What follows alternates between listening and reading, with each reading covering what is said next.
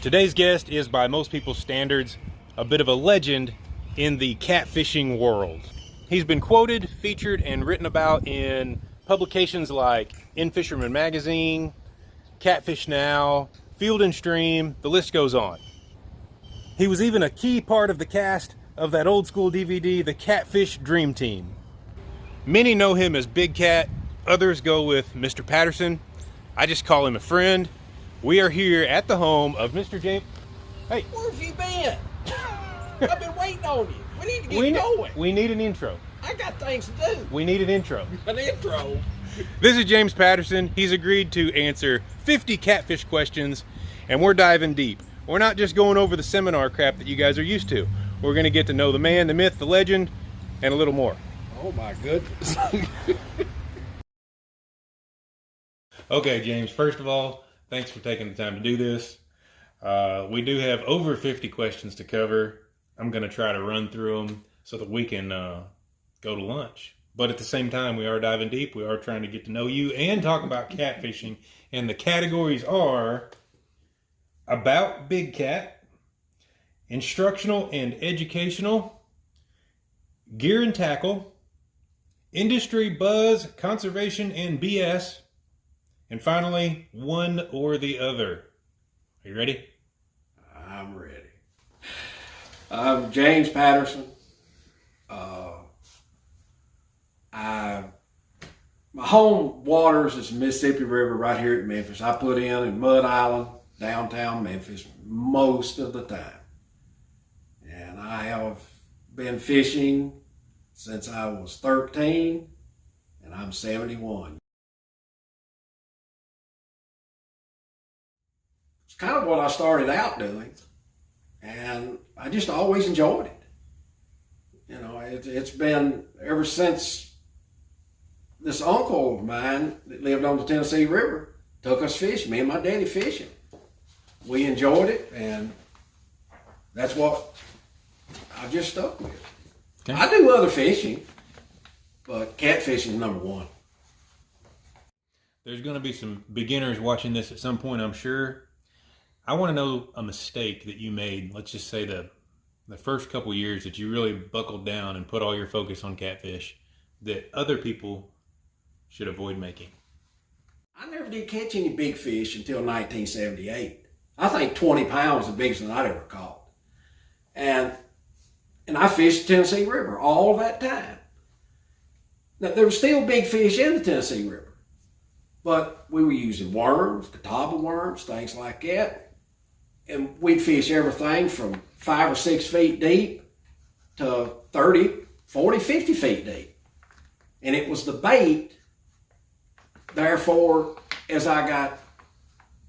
time went on and I started fishing the Mississippi River, you could use the same bait and catch pretty much the same fish, small fish. But if you want to catch the big fish, you put on the bigger baits, the skipjacks, the shads, and things like that. And the rods and reels, the boat, all that stuff, it's important, but the bait size, the hook size, when you start targeting a certain size fish, is primarily bait. Over the years and the time you've put in, and you know, you've done the articles, you've done the TV shows, you've made, not only have you kind of made a name for yourself and really done something in catfishing, but you have a reputation as being a real cat man. I mean, there's a difference between a show host and a fisherman, in my opinion, and you're a cat man. I want to know of another big name that is a real cat man, the most legit out there. Who is it?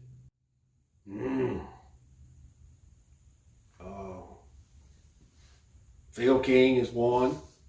He's a true cat fisherman, and Phil has come up from being very young catfishing.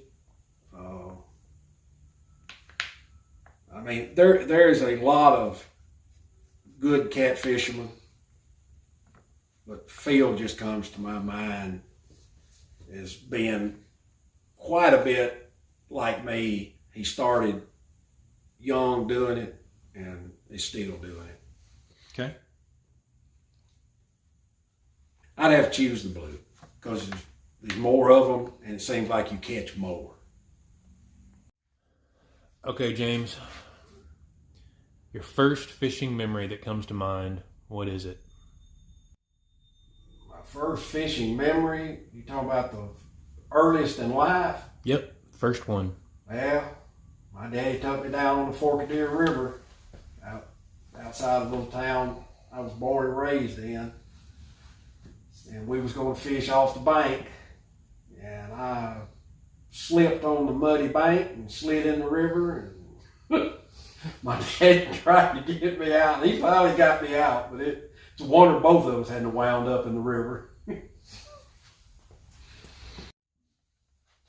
If you had to choose one season that you get to fish in for the rest of your life, which one is it and why? Fall, late fall, that area, because it's more stable usually, weather's nicer, and usually the fish are cooperating.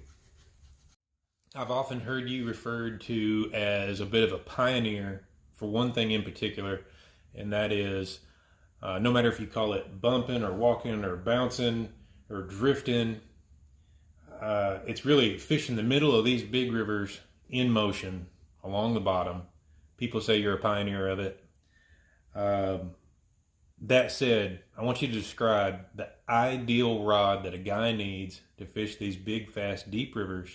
Don't tell me brand, just what's that rod need to have? What are the keys? It's got to be a good, high modulus graphite rod.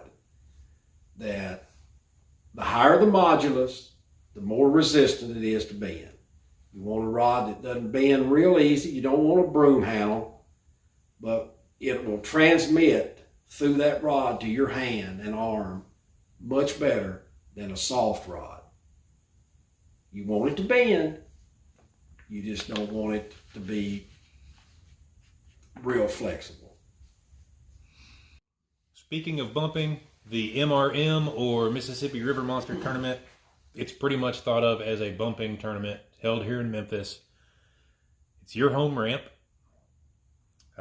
The negatives and the positives that go along with having one of the nation's largest tournaments at your home ramp, those are sort of your burden or your reward. I want to know how you feel about MRM. I want to know if you give it a thumbs up or a thumbs down.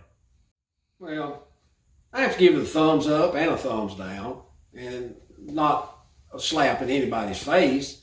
It's just kind of the way it is. I support the tournament. I've always have supported tournaments. I just wish they were run in a more conservative manner.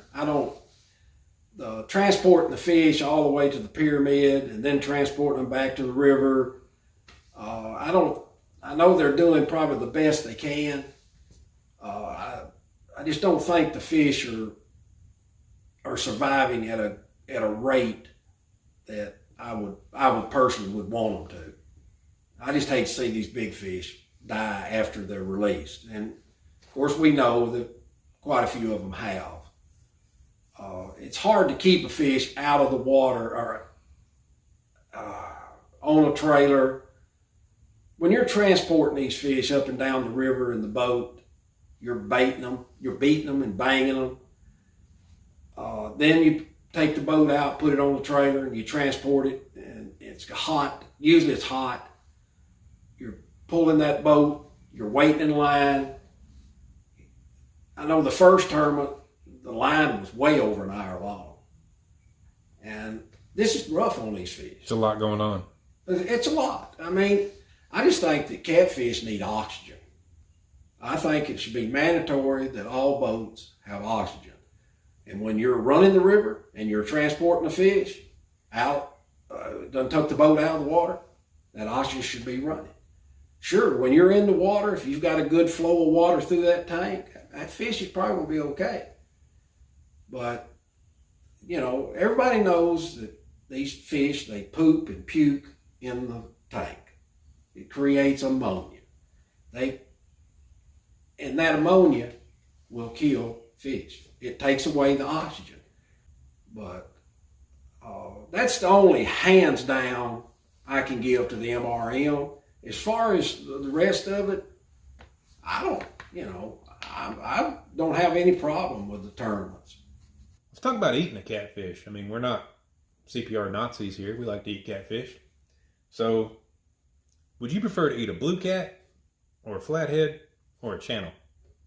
Well, the channel's out unless he's a little bitty one. The blues and the flatheads, I put them about on equal planes. If my best fish, cool water, cold water, catch them and bleed them out.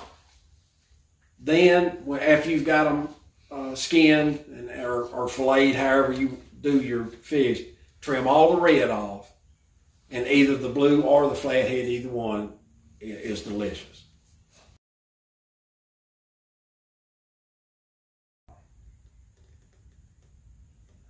It's hard to put it to one person, really. It's I got the uncle that got us started, taught us how to get kind of started, and then I had a friend here that fished Mississippi River, and he didn't want the big fish. He would tell me where to go. He would point me in the direction where he thinks the big fish are at, because he'd caught them on trot lines and different things. And his name was James Haley. He's dead and gone now. He was quite a colorful character. He was influential. Not really. He didn't teach me a whole lot, but he was very interesting. Let's put it that way. What's a common misconception about how, when, and where to find a catfish? A lot of times, I think people have the idea that the catfish are in the deepest hole in the river. There's been some good catfish caught in shallower water. I had a customer one morning catch a 75-pounder right out of the harbor in 15 feet of water. Wow. And I mean, he liked to jerk him out half out of the boat. I mean, I heard this commotion, and he was hanging on to the rod, and the fish was just stripping line, and the fish was slapping the surface immediately. And when I saw that big tail, I'm like, man, that's a big fish. So I think just sometimes targeting too deep of water.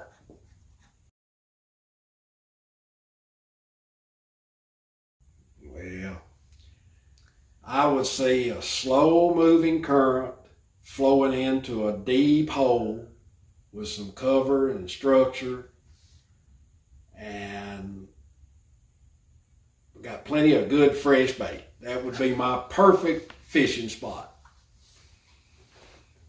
Here's a hot topic, at least in my mind. It's a hot button with me, and that is trailering at catfish tournaments. It seems that there are a lot of tournament directors that really want to cash in and put out as many fishing opportunities as they can. And along with it is coming more and more trailering events. What are your thoughts on that? I don't really agree with it. I'm not totally against it, but I'm not real a fan of it. It's too hard on the fish, for one thing, transporting the fish once you're going to trailer them to the weigh-in. And I've always felt that it made it possibly easier for people to cheat. And, there's always been rumors of people cheating. And I don't know, but the main thing is transporting their fish to the weigh-in. And that's rough on these fish. That pounding going down the road, and if you don't have oxygen, it's really hard on them. I know you're circulating water, but you're circulating old, ammonia-filled. It's unnecessary risk, isn't it? It is, yeah.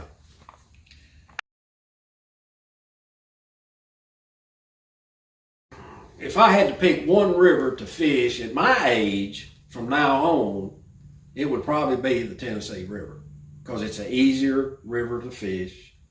You have more months out of the year that you can fish it. This might take a little extra thought or consideration, but do you have any fishing regrets? And if so, what's the most significant one that you have? No, not regrets. I wish I'd have been smarter and have learned things quicker. I learned everything the hard way. I didn't have anybody to point out things like we have today. But no, I've always enjoyed it, and I never did ever. I was not always doing things the correct way, but it was my way, and I learned from that. You learn a lot from your mistakes. And my catfishing throughout the years, my experience has been trial and error, and I think it's a good way to learn. Okay, let's speak to the complete novice, the guy who's on his first couple of trips. He's going to a small river. What's the best spot? What does he need to look for to get him those first few fish, to give him the confidence to go back again? Well, if it's a small river, I would suggest an outside bend where there's a washout in the bank, a root, maybe a tree has fallen over and it's washed out underneath it. That's in a small river. That would be my first spot to try. Because I've literally walked the bank of the Wolf River here in Memphis and find those spots and just flip a bait up in there and catch those little chow cat. You've built a lot of custom rods over the years, but you fished with pretty much everything. So I want to know what you think is the best mass-produced rod there is. Widely available, you can get it anywhere, the best there is. Well, of course, I don't think there's any rod that's the best there is, but for just general catfishing, day in and day out, I think just for the money, for a cheap rod, durable rod, Shakespeare Ugly Stick will fit the purpose for most things. Now, it's not a good bumping rod, I don't think, but everything else is fine. Get her done. Okay, James, if I were to hand you a magic conservation wand, and with that wand you could get up to 3 wishes that were conservation related. You could pass these laws immediately and they would affect your state and the states around you. Let's say that they would affect the majority of the catfish-rich waters that our nation has. What would the 3 things that you would ask for with that wand be? Number one, conservation would be a dump federal money, state money, and everything into the annihilation of the Asian carp, whatever it takes. And then we would work on limits on like the 34-inch law here in Tennessee and Alabama on the catfish. Make sure that these other states, Illinois, Kentucky, Missouri, Mississippi, Arkansas, they adopt those laws too, and that they're enforced. Because personally, I don't think they're being enforced. Yep. I think people are just the law enforcement's just laughing at it. It's just a lowly catfish, and that irritates me because back when the Asian carp was first showing up in the Mississippi River, I had quite a bit to say about them and wondering what they were. I talked with a teacher at UT Knoxville, and because TWR, he told me to call him and he could give me more information because they didn't have much information. And then it didn't take long until the Asian carp, you could see the difference. You could see it coming. They were just multiplying at such a fast rate. Our shad was disappearing. Our game fish, bass, brim, crappie, white bass was slowing down. And you call the state agencies, and they didn't seem to be too worried because I feel like it was on the Mississippi River. And the Mississippi River gets a bad rap. I don't care what anyone says, it gets a bad rap all the way around. And they didn't give a hoot. But now it's in the Tennessee River, and they've been in the Tennessee River. Kentucky Lake, they've almost ruined Kentucky Lake. And they're working their way all the way to Knoxville and past Knoxville. And now they're getting scared. And when those people in Illinois and places were scared that they were going to get in the Great Lakes, well, whoop-de-doo. If they're not in the Great Lakes by now, they'll never be in the Great Lakes because the Illinois River is so full of them, it's unreal. Mm-hmm. And I just wish, personally, I think the people that brought them over here should be put in a penitentiary. It's ridiculous the damage that these fish have done. And anything, the one conservation thing is no one would bring an invasive species in this country without it being under control, strict control, not to where a heavy rain will flood a pond and them get in a ditch and the rest is history. And that's what happened with the Asian carp.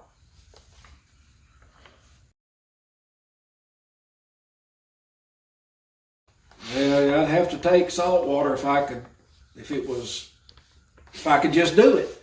If I had the money and everything to do it, I would choose saltwater.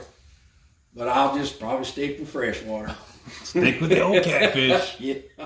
If you could wake up in the morning and fish with absolutely anyone, present or past, tomorrow morning, who would it be? Well, that's a toughie there. A lot of people, but there's one guy that I've always found very interesting, and he's creative. He's come up through the ranks over the years, and his name is Larry Dahlberg. And he had a TV show, The Hunt for Big Fish, or anyway. Larry is a person I would like to fish with a few days. Tell me about an unconventional bait that nobody thinks about, or more specifically, an unconventional natural bait that might be swimming in the water. Nobody thinks about it, nobody uses it, nobody takes advantage of it, but it works. Well, here in the Mississippi River, a lot of people don't even know this. We have a lot of freshwater shrimp. And they will catch fish, and not necessarily a big fish bait, but catfish, the smaller catfish love. How big is a shrimp? I've caught some.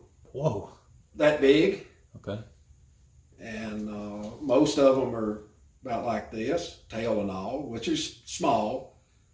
And an old fella that fished the river was raised right there on the bluff of the river, right there at the old bridge, the Fort Pickering area. He's fished the river since he was a kid. He's dead and gone now, but they used to catch river shrimp back in the 40s and 50s and use them for bait, and they just caught a slew of fish. In this shop, I am surrounded by fishing gear of every type, and most of it in multitude. How many hooks do you think you have in this shop? Yeah, I don't know. 2,000 or 3,000 maybe. You take all different sizes and shapes. Okay. If you had to choose one hook, and it's the only hook you can use for the rest of your life, everywhere you go, and it's going to get the job done, show it to me. Right here is a Kale hook.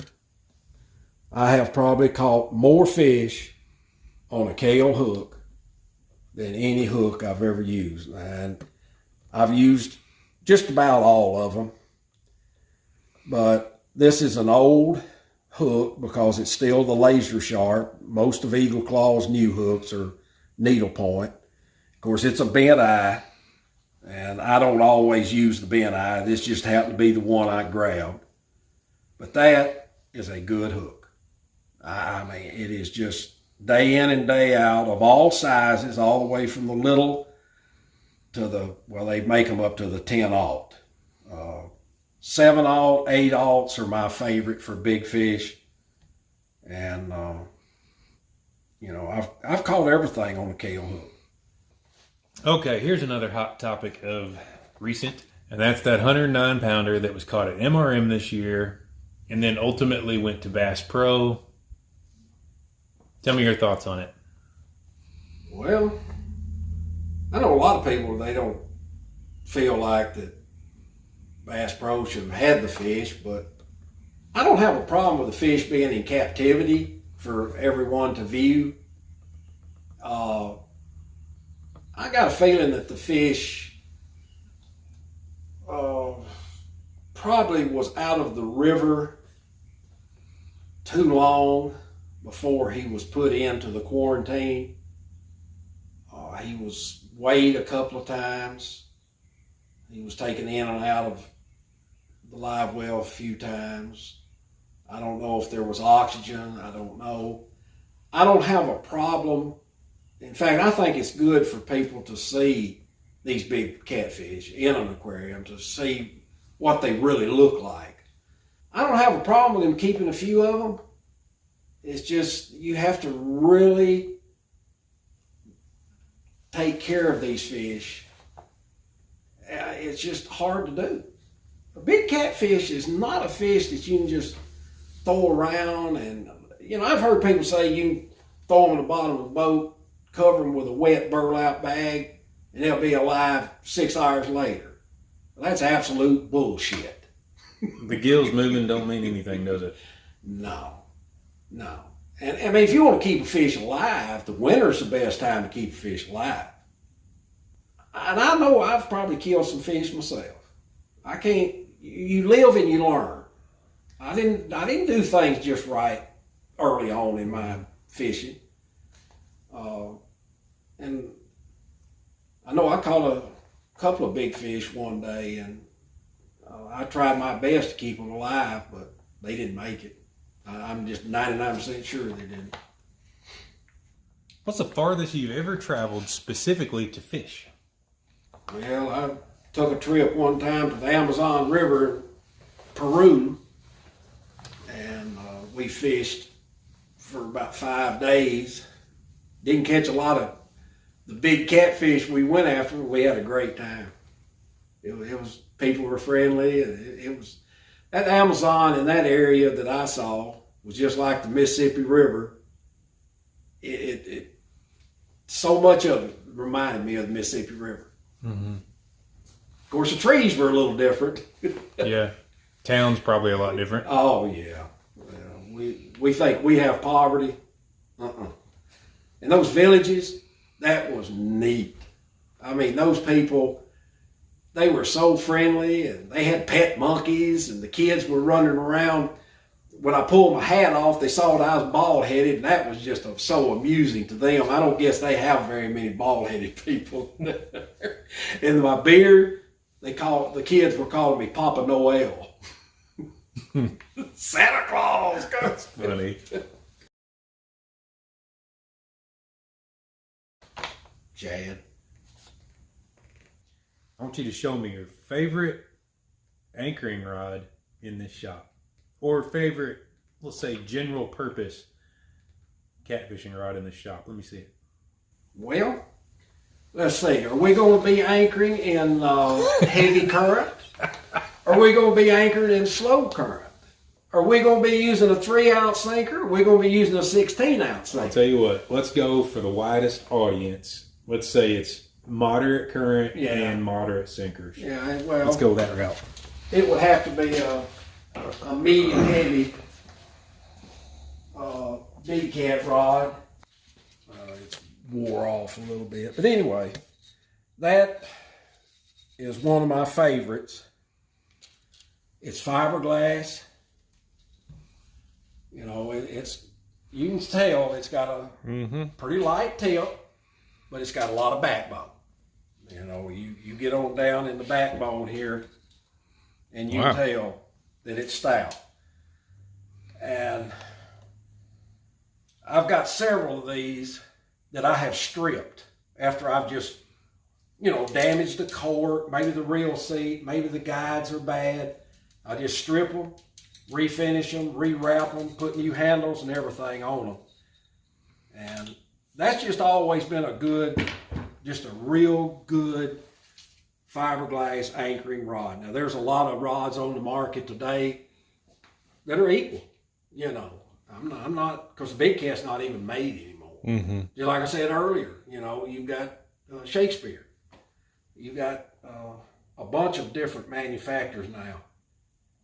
Let's talk about another conservation issue. Ooh. Skipjack shortage. Is there one?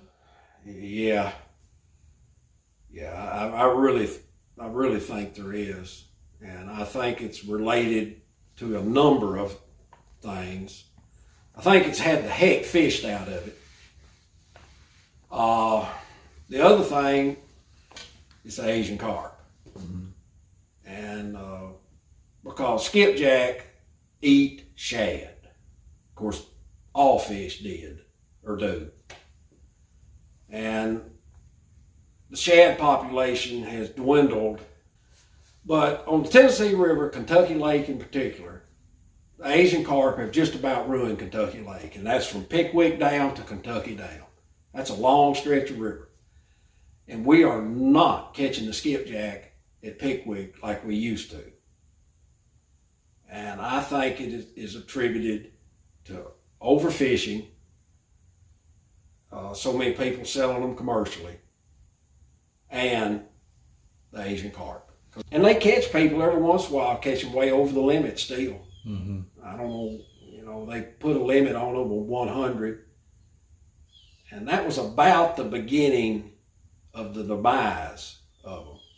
And from what I understand, even at Wilson and Wheeler, they haven't been in there as thick. And, you know, I used to catch them on the Mississippi River during the summer when the water got low, and around, when it got low and reasonably clear, you catch them around the dikes and things. You don't catch many anymore.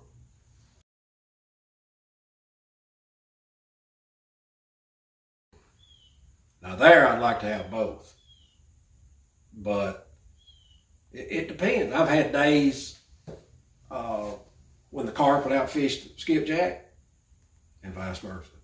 Let me restate the question. Skipjack or carp? Either or, huh? Don't give me no options.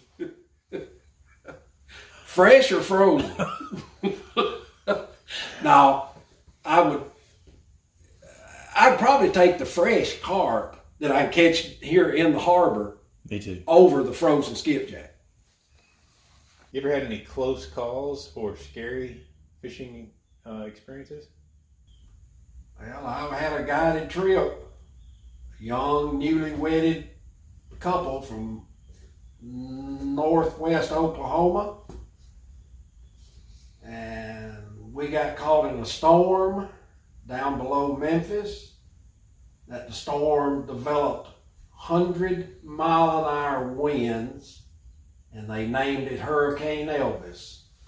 It was like, I believe, July 22nd, 2003.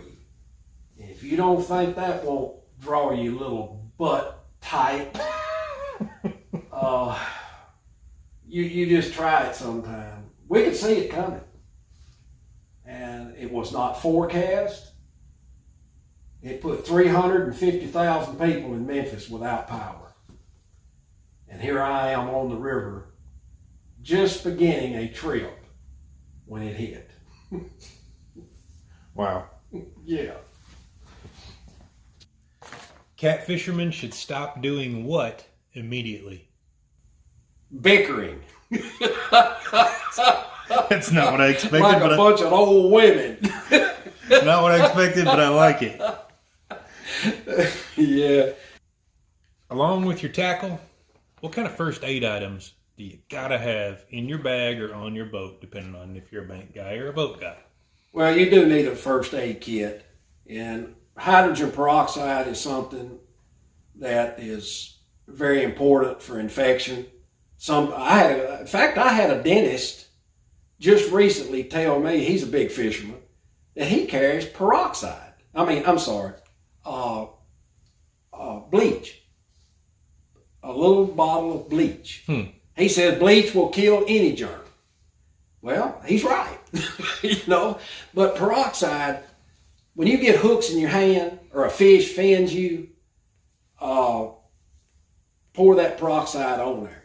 And with a hook, all you got to do is look on the internet or look at find it on YouTube or whatever, how to get a hook out of your hand. You don't have to go to the hospital and all this. You just might need a little help. But if that hook's in your hand, it's just a J hook. If it's a J hook and it's stuck in your hand, you take that monofilament line, good stout monofilament, and put it in the throat of that hook. And somebody hold the hook straight. And then when they take that fishing line, they jerk it straight out, pour peroxide on it again. Now you pour peroxide on it to begin with, to kill any germs that's on the hook or whatever. And then you pour it on there and let it bleed. Make it bleed if you can. Bleeding for some reason, that takes the soreness out.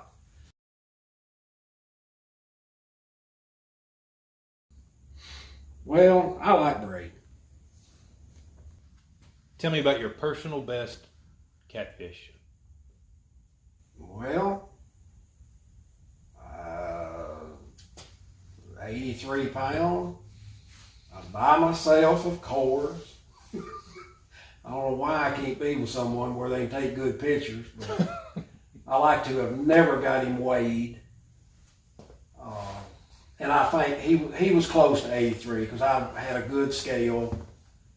And he was so big that the boga grip, 60-pound boga grip, would not go over the center of his lip. That's how thick his lip was. And I caught him on a fresh skipjack, drifting in about 60 feet of water. And caught him on just, like I say, drifting with a graphite rod. Didn't take 10 minutes to get him in, to get him to the surface and all this. And then I like to have never got him in the boat because I couldn't handle the dip net, the rod, and everything on a fish this big. So I got him up and put my hands in his mouth, and me and that bad boy, we got into it. He tore some hide off my hands, but I got him in.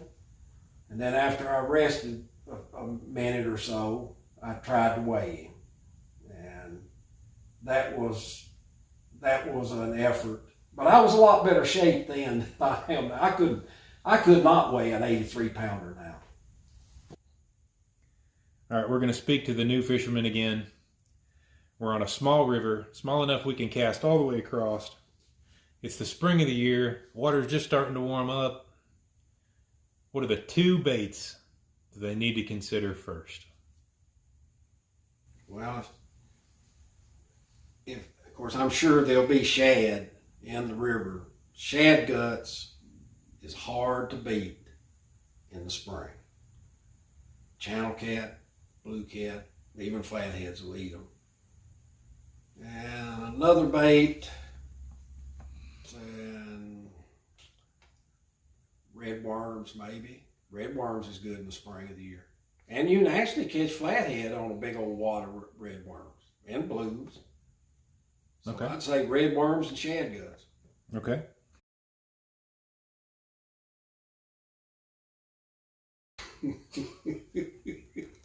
Well, I know a lot of people just really believe in them. I've never used them. I'm not against them. I just don't use them. If I need a good movement on a swivel, I usually use a ball bearing swivel. But most of the swivels I use are stainless steel swivels, not brass. I use stainless steel. They're usually, I think, American Fishing Wires, Mighty Mites or Mini Mites or whatever they call them. And they're small in size, they're extra strong, and they seem to swivel fine. But You guided for how many years? 20 years. 20 years. That's a lot of clients. Tell me the number one most memorable guide trip or client that first pops into your mind, and go. Well, there again, I had a 83 pounder caught, and I really feel bad that I can't remember the man's name. He's a writer. He's an outdoor writer, and his son was with him that day. His son was a grown man, and we were drifting, and he caught that 83 pounder, and we were trying to get him up to where we could get photographs. It was taking me and him both, plus his son, I think. It's hard to handle an 83 pound catfish. And we got him in his lap, and when we did, he pooped all over him. It was running down his pants, leg, everything. And he just laughed about it, said, don't worry about it, said, it's worth it. And that's a real memorable day that I will never forget. Well, James, it's close to lunch. It's past lunch. I'm getting hungry. I'm getting cranky. It just so happens that these next questions will go really fast. They are all in the category of one or the other, and we're going to do it like a speed round. First thing that comes to mind. Are you ready? Yeah. French fries or hush puppies? Hush puppies. Blondes or brunettes? Both. Beer or whiskey? Oh, my age, neither. The upcoming UFC event that I cannot wait for. The Cowboy or the Irishman? Who you got? Oh, man. I'm pulling for Cerrone. Okay. Steak or fish? Oh, man. Steak today. Big old or a nice... Oh, man. I guess.